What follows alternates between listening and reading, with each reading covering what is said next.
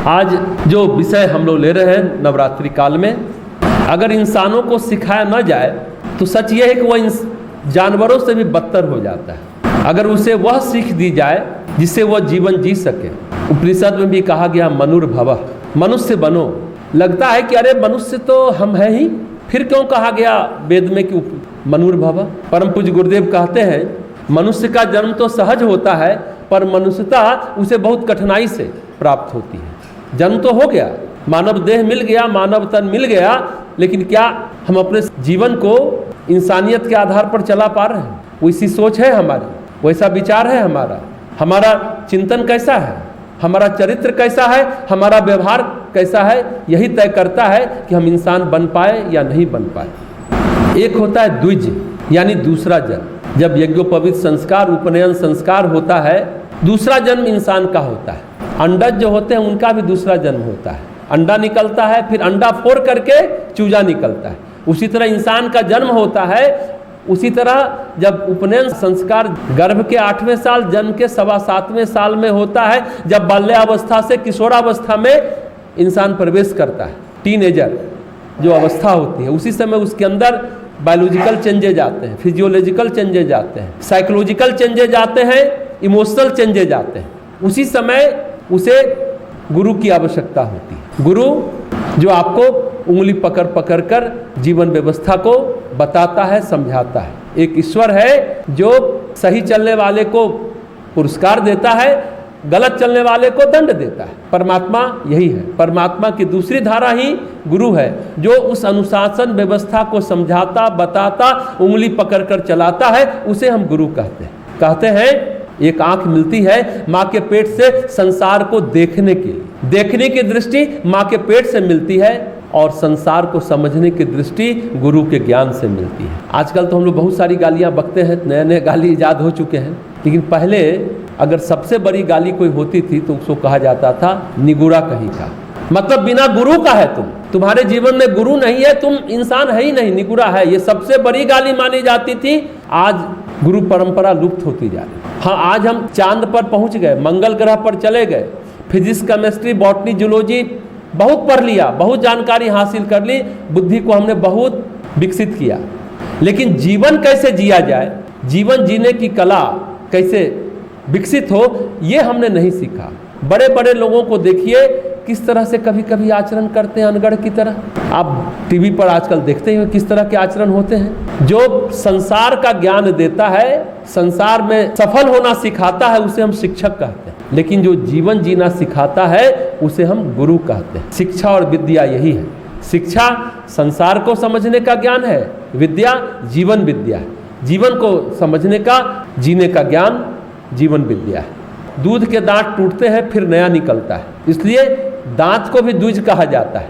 जैसा हमने कहा पक्षी को भी द्विज कहा जाता है। पहले अंडा माँ के गर्भ से बाहर निकलता है, फिर अंडे से बाहर पूरा पक्षी आता है, फिर पंख पैर विकसित होता है। उसी तरह इंसान का दूसरा जन्म जब उपनयन संस्कार होता है, उपनयन, एक नयन तो माँ के पेट से मिल गया, दूसरा नयन, दूसरी दृष्टि गुरु के ज्ञान से मिलती है, इसलिए इंसान को भी द्विज कहा जाता है। जब हम होशपूर्ण जीवन जीना सीख लेते हैं तब मनुष्य जन्म सार्थक होता है। इसलिए परम पूज्य गुरुदेव ने कहा ना, मानव जीवन इस जगती का सर्वोत्तम उपहार, सारे मल विक्षेप हटाकर लो तुम इसे सवार।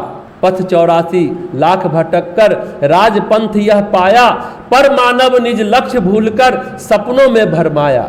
यह अंतिम पड़ाव यात्रा का, आगे प्रभु का घर है, आगे प्रभु का घर है, सारे मल विक्षेप हटाकर लो तुम इसे सवार। ये नवरात्रि काल इसीलिए तो वर्ष में कम से कम 2 बार तो मनाते हैं। 2 प्रत्यक्ष नवरात्रि, जो चैत्र नवरात्रि है और आश्विन नवरात्रि। 2 गुप्त नवरात्रि भी है, बसंत पंचमी और गायत्री जयंती गंगा दशहरा के वक्त गुप्त नवरात्रि भी है। 4 नवरात्रि है। इस समय विशेष ऊर्जा अंतरिक्ष से धरती पर आती है।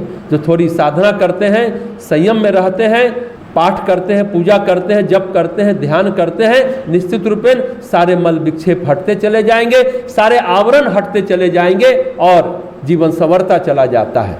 लेकिन साधना तो करते हैं, वर्षों से करते चले आ रहे हैं नवरात्रि अनुष्ठान। क्या जीवन बदला? जब तो बहुत हजारों नहीं लाखों कर चुके होंगे। जीवन में परिवर्तन आया, जीवन विकसित हुआ, होशपूर्ण हम जी पाए? ये प्रश्न आज भी हम सबके समक्ष मुंह बाए खड़ा है। प्रश्न ये है कि गुरु हर समय आपको क्या सिखाएगा? देखिए, गुरु विचार शक्ति देगा, आपका हृदय श्रद्धा पूर्वक ग्रहण करेगा, तब बात बनेगी। हाँ, कुछ गुरु मार मार कर सिखाते हैं, कुछ उंगली पकड़कर बताते हैं, कुछ गुरु की इच्छा समझ लेते हैं और अपने आप उस रास्ते पर चल देते हैं। तो अंगुली के इशारे से चलने वाले वो उत्तम शिष्य कहलाते हैं, और गुरु की इच्छा समझकर जो चल पड़े वो अति उत्तम शिष्य कहलाते हैं, सबसे उत्तम शिष्य होते हैं। कुछ को डंडा लगा, हंटर लगा, दुख कष्ट कठिनाई आई पर नहीं सुधरे, तब भी नहीं सुधरे, अब हम सोचे कि वो किस श्रेणी में है। लेकिन एक बात है, जब जगे तभी सवेरा, जिस समय जगे वही समय आपके लिए प्रातः काल है, सवेरा है, और प्रातः काल हमेशा स्वर्णिम काल होता है। तो जब होश में रहें, सकारात्मक चीजें मन में हमेशा रखें, नकारात्मकता नेगेटिविटी को हटाएं, खुश रहते रहते अपना खुद का निर्माण भी करें, सृजन की दिशा में लग जाए, अपने परिवार का भी निर्माण करें और समाज का भी निर्माण करें। आवश्यकता है सकारात्मक चिंतन की, सकारात्मक विचार की, आवश्यकता इस बात की है। रोज नया नया सीखें, ऐसा नहीं कि अब तो उम्र हो गया, अब तो रिटायर कर गए, अब क्या सीखना, नहीं, रोज नया नया सीखें। परम पूज्य गुरुदेव कहते हैं उम्र के किसी भी पड़ाव पर हो, आपके अंदर निर्माण होता रहता है, सृजन होता रहता है। ये बात बहुत महत्वपूर्ण है। हालांकि स्कूल में पहले सिखाया जाता है, पढ़ाया जाता है, फिर परीक्षा ली जाती है, पर जिंदगी की पाठशाला में उल्टा होता है। पहले परीक्षा लेते हैं, यानी ठोकर लगती है, चोट लगती है, फिर पूछते हैं क्या शिक्षा मिली। स्कूल की परीक्षा में तिथि का पता होता है, पर जिंदगी की परीक्षा कब कहाँ हो जाए पता ही नहीं चलता। ये बड़ा महत्वपूर्ण है। गुरु की चेतना से अपनी चेतना को जोड़ें। जो भी जप तप है आपका, वो फलता चला जाएगा, वो बढ़ता चला जाएगा। कौन होते हैं गुरु? कहते हैं पानी पीजिए छान कर, गुरु कीजिए जानकर। ऐसे ही किसी को हठात श्रद्धा में, भावना में, भावुकता में बह करके गुरु मत बनाइए। गु मतलब अंधकार, रू मतलब दूर करने वाला। अज्ञान रूपी अंधकार से ज्ञान रूपी प्रकाश की ओर जो सत्ता ले चलती है, उसे हम गुरु कहते हैं। गुरु परमात्मा का प्रतिनिधि होता है। गुरु व्यक्ति नहीं, शक्ति होती है, ऊर्जा होती है, गुरु तत्व होता है, उसको हम धारण करें। यह है गुरु दीक्षा का मतलब। गोस्वामी तुलसीदास जी कहते हैं ना, वंदे बोधमयम नित्यम गुरु शंकरम रूपिणम। ज्ञान में नित्य शंकर रूपी गुरु की मैं वंदना करता हूँ, जिनके आश्रित होने से ही टेढ़ा चंद्रमा भी सर्वत्र वंदित हो जाता है। पापी तापी व्यक्ति भी, कलंकित व्यक्ति भी वंदनीय हो जाता है चंद्रमा की तरह। चंद्रमा में कलंक है, बहुत सारी कहानी आप जानते होंगे। वो भी वंदित हो जाता है गुरु के स्पर्श से, गुरु के ज्ञान के छुअन से वह भी वंदित हो जाता है। जैसा कि हम लोग कल भी चर्चा कर रहे थे, मनुष्य की यात्रा क्या है? बुद्धि से बोध तक की यात्रा है। मनुष्य की जितनी चेतना है, जो जीता है, अभी तक वो बुद्धि में ही जीता है। बुद्धि का मतलब सोच विचार चिंतन मनन। बुद्धि में एक बात और है, बुद्धि को जो हमेशा ज्ञान होता है ना, वो खंडित ज्ञान होता है, अखंड ज्ञान नहीं होता, खंडित ज्ञान होता है। बुद्धि में उतार चढ़ाव आते हैं, लेकिन बोध में उतार चढ़ाव नहीं आता। उसमें नित्यता नहीं होती है बुद्धि में, लेकिन बोध में नित्यता होती है। बुद्धि नित्य नहीं है। कहते हैं बुद्धि से बोध की यात्रा पूर्ण करने पर मनुष्य बुद्ध बन जाता है। जो बुद्धि से बोध की यात्रा पूरी कर लेता है, उसे ही हम कहते हैं बुद्ध। और जो बुद्धत्व में प्रतिष्ठित हो जाता है, उसको हम कहते हैं सम्यक संबुद्ध। तो हमें जो ज्ञान मिला है बुद्धि का, जो हमारे पास बुद्धि है, सच कहें तो वो खंडित ज्ञान है। खंडित ज्ञान का मतलब हर किसी भी चीज़ को, किसी भी सत्य को हम पूर्ण रूप से समझ नहीं पाते, पूर्ण रूप से जान नहीं पाते, नहीं समझ पाते हैं। हम खंड खंड में जानते हैं, इतना इतना इतना, कुछ आज, कुछ कल, कुछ परसों, कुछ और परसों तरसों हम सीखते जाते हैं। ये खंड खंड मिलने पर कभी कभी कुछ अजीबोगरीब स्थिति बन जाती है, कुछ विकृत अनुभव भी कभी कभी हो जाता है। मान लें आप बहुत सारी चीज़ों को जोड़ दें, लेकिन उससे आप वास्तविकता को नहीं जान पाए। वो कहीं का कहीं जुड़ जाता है, पर जो बोध प्राप्त होता है उसमें जो अनुभव होता है वो अखंड होता है। इसलिए भगवान कृष्ण ने गीता में भी कहा है, श्रद्धावान लभते ज्ञानम। जो श्रद्धावान है वही ज्ञान का अनुभव कर सकता है, ज्ञान को प्राप्त कर सकता है। जो बुद्धि से समझते हैं कि हमको ज्ञान मिल जाएगा, वो खंडित ज्ञान होगा, वो नित्य बुद्धि तो होती नहीं है, इसीलिए वो खंडित ज्ञान होगा। लेकिन बोध से जो प्राप्त होगा यानी जो अनुभव होगा वो अखंड ज्ञान होगा।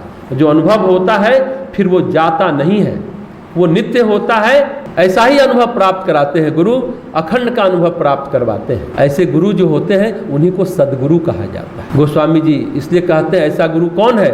जो नित्य है, शाश्वत है, शंकर रूपी है। शंकर समजोर कर, दो शब्दों से मिलकर बना है शंकर। सम करोति स शंकर, जो समन करता है वो शंकर।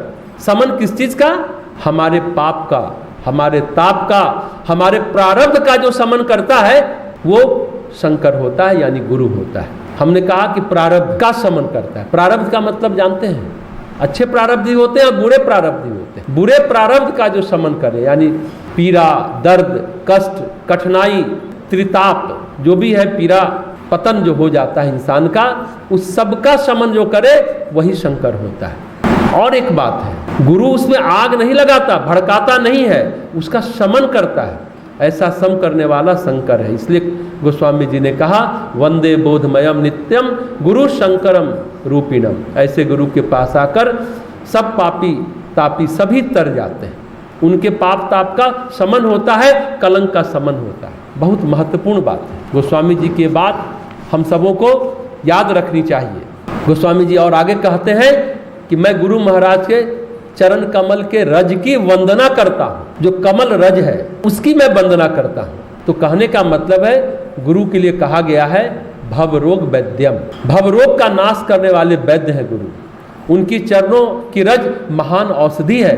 संजीवनी औषधि की तरह, संजीवनी बूटी की तरह गुरु का जो चरण रज है वो औषधि होता है। भवरोग समझते हैं क्या होता है? आज के इंसान पर सन्निपात की तरह छा गया है। होश ही नहीं है, कहाँ जा रहे हैं, क्या कर रहे हैं, किस लिए कर रहे हैं और किसके लिए कर रहे हैं। होश नहीं है, भ्रम में, भ्रांति में आज पूरी दुनिया जी रही है। हम अपनी चेतना खो बैठे हैं, होश खो बैठे हैं। कल मृत्यु हो जाएंगे, ये देह छूट जाएगा, आत्ममुखी रह जाएंगे। हमें पता नहीं है हम क्या हैं, कौन हैं, किधर हैं, कुछ मालूम नहीं। हमें मालूम नहीं क्या कर रहे हैं, क्यों कर रहे हैं, सही रास्ता चल रहे हैं, गलत रास्ते चल रहे हैं, पता ही नहीं है।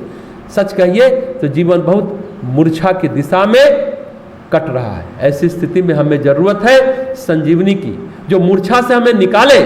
हम समझे कि हम कौन हैं, हमें क्या करना चाहिए। करणीय और अकरणीय का भेद आज हम सचमुच भूल चुके हैं। जो मर्जी आती है करने लगते हैं। इसलिए गोस्वामी तुलसीदास जी कहते हैं भव रजु परिवारु।